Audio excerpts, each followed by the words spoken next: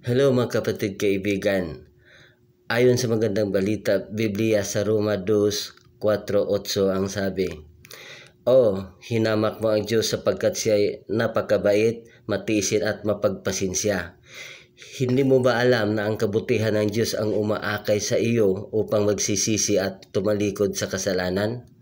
Ngunit dahil matigas ang iyong ulo at ayaw mong magsisisi, lalo mong pinapabigat ang parusang igagawad sa iyo sa mga araw na iyon kung kailan ihahayag ang puot at makatarungang paghatol ng Diyos. Igagawad niya sa lahat ng tao ang naaayon sa kanilang ginawa. Buhay na walang hanggan ang ibibigay ng Diyos sa mga taong nagpapatuloy sa paggawa ng mabuti, naghahangad ng karangalan, kadakilaan at kawalang kamatayan. Ngunit matinding puot at galit ang sasapitin sa mga taong makasarili at ayaw sumunod sa katotohanan kundi sumunod sa kamalian. God bless.